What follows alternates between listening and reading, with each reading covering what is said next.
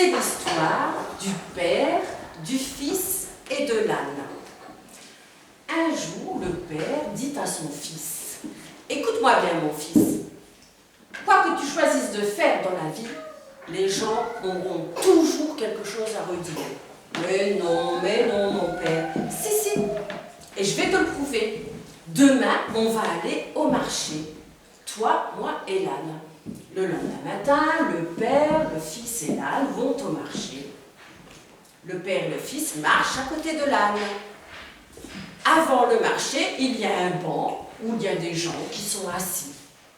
En voyant le Père, le Fils marcher à côté de l'âne, les gens disent « Oh, mais regardez ces deux-là, mais s'ils montaient sur l'âne, ils iraient plus vite. » Tu as entendu, mon fils? Tu as entendu l'âne? Hein? Et c'est pas fini. Demain, nous allons revenir au marché. Le lendemain matin, le Père monte sur le dos de l'âne, le Fils marche à côté de l'âne, ils vont au marché, arriver tout près du banc où les mêmes personnes que la veille sont assises. Mais regardez-moi ça, celui-là, vautrer sur son âne alors que son fils est à pied. Non mais enfin, est-ce qu'il se rend compte de ce qu'il fait? Vous avez entendu? Vous avez entendu ce qu'ils ont dit, les gens? Et c'est pas fini. Demain, on retourne au marché.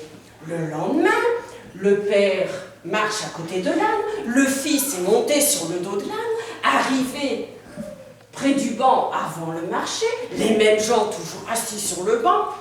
Mais regardez-moi ça, ce Père qui met son Fils sur le dos de l'âne. Et si le Fils venait à tomber, mais est-ce qu'il se rend compte? Vous avez entendu? Ils ont encore trouvé quelque chose à redire. Mais c'est pas fini. Demain, on va retourner au marché. Le lendemain matin, le Père et le Fils montent sur le dos de l'âne et les voilà partis au marché. Arrivés tout près du banc où il y a toujours les mêmes personnes qui sont assises. Non, mais regardez-moi ça, mes pauvres bêtes, qui doivent porter le Père et le Fils comme ça sur son dos. Non, mais enfin, est-ce qu'ils se rendent compte? Vous avez entendu? Ils ont encore trouvé quelque chose à redire. Mais c'est pas fini. Demain, on va encore retourner au marché. Alors, le lendemain matin, qu'est-ce qu'ils ont fait? Eh bien, le Père et le Fils, ils ont porté l'âne. Alors, arrivés à l'endroit où il y a le banc, avec toujours les mêmes personnes assises sur le banc, les gens ont dit, non mais ça alors, c'est du jamais vu.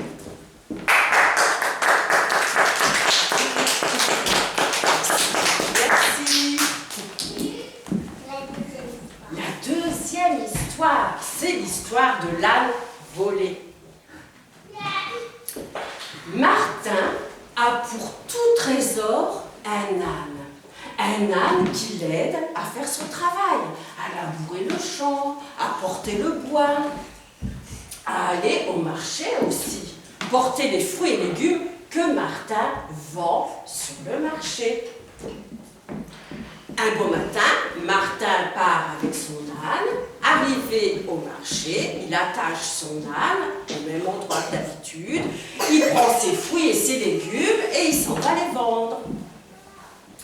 Après avoir vendu ses légumes et ses fruits, il va boire quelques petites chopines en bonne compagnie et au moment de récupérer son âne, plus d'âne. Il n'y a plus que la corde qui pend.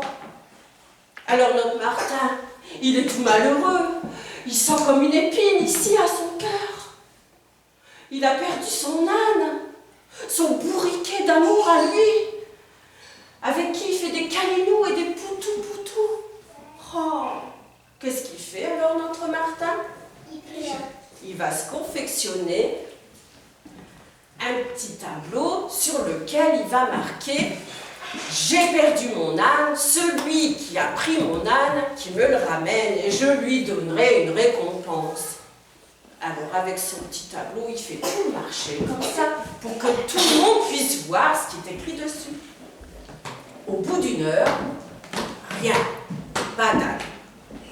Alors là, la tristesse de notre Martin se transforme en colère. Il efface ce qui est marqué sur le tableau et remarque une autre phrase. Que celui qui a pris mon âne me le ramène parce que ça va parler pour lui, hein? Et alors, alors, il fait tout le tour du marché avec son tableau pour que chacun puisse lire la phrase. Au bout d'une heure, toujours pas d'âne.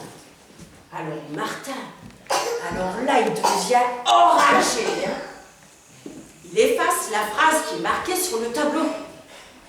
Il en marque une dernière. Que celui qui a pris mon âne me le ramène. Parce que sinon, je ferai la même chose que mon père a fait quand on lui a volé son âne. Et pendant 1 heure, il fait le tour du marché avec son tableau. Et là, il y a un voleur qui voit ce qui est noté sur le tableau. Il va trouver l'autre voleur et lui dit « Oh, est-ce que tu sais, toi, ce que le père de Martha, il a fait quand on lui a volé son âne? Parce que moi, je suis pas très rassurée, hein. » Ben, non, je ne sais pas, dit le deuxième voleur. Et toi, qu'est-ce que t'en penses, qui dit le troisième voleur? Ben, moi, je pense qu'on devrait peut-être lui rendre son âne au Martin. Donc, ils rendent l'âne au Martin, ils arrivent avec l'âne et Martin quand il voit son âne. Son cœur, il bondit de sa poitrine. Sa tristesse, elle est envolée. Sa colère, elle est évaporée. La rage, fondue comme neige au soleil. Il prend son âne dans ses bras, il lui fait des câlinous, des poutou-poutou. Et les 3 voleurs, un peu curieux, ils lui demandent « Dis Martin, en fait, qu'est-ce qu'il avait fait ton père quand on lui avait volé son âne ?»« Ben quoi? Qu'est-ce que tu voulais qu'il fasse, mon père? Il a racheté un autre âne. »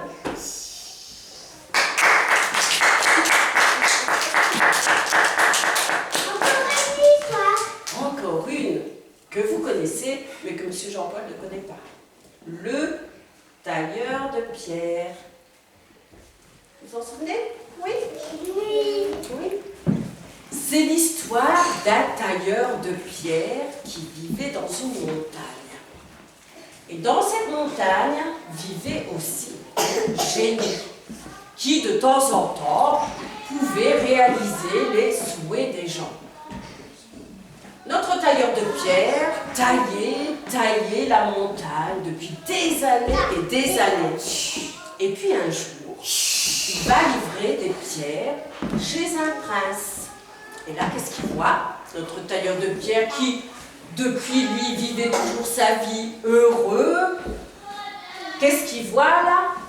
Des lits en or, des serviteurs et un prince qui se promène avec son ombrelle sous le soleil. Il soupire. Ah, si seulement j'étais un prince, comme je serais heureux. Et là, il entend la voix du génie qui lui dit « Ton souhait a été entendu. Sois un prince et sois heureux. » Et voilà notre tailleur de pierre qui se transforme en prince. Il a un beau palais, des beaux vêtements, et il se promène avec son ombrelle sous le soleil. Et puis là, le soleil tape sur l'ombrelle, lui tape sur la tête, tout étonné. Mais le soleil est plus fort que moi. Ah, si seulement j'étais un soleil, je serais heureux. Ton souhait a été entendu. Sois soleil et sois heureux. Alors le blanc soleil, et il commence à faire briller, à faire chauffer la terre, à tout dessécher, à tout assoiffer. Et un jour, un petit nuage passe en dessous de lui et l'empêche de briller. Alors là, il se met en colère. Quoi? Un petit nuage? Il est plus fort que moi? Non, mais si j'étais nuage, alors là, je serais heureux. Ton souhait a été entendu. Sois nuage et sois heureux. Alors il devient un nuage. Alors il joue à cache-cache avec le soleil. Et il fait pleuvoir, pleuvoir, pleuvoir. Les rivières, elles débordent, les arbres sont arrachés, les villages sont inondés. Et qui n'a pas bougé? La montagne. La montagne. La montagne, elle est restée toute droite, toute fière. Ah, si seulement j'étais la montagne, comme je serais heureux. Ton souhait a été entendu. Sois la montagne et sois heureux. qui se transforme en montagne, tout fier, tout droit. Et puis un jour, il entend un bruit. Tac, tac, tac. Qu'est-ce que c'est que ça? Un tailleur de pierre. Il y a même un rocher qui s'étage de la montagne et qui dévale toute la montagne. Quoi? Un faible homme est plus fort que moi? Ah, si seulement j'étais ce tailleur de pierre, comme je serais heureux. Et pour la dernière fois, la voix du génie lui dit: ton souhait a été entendu. Sois tailleur de pierre et sois vraiment heureux.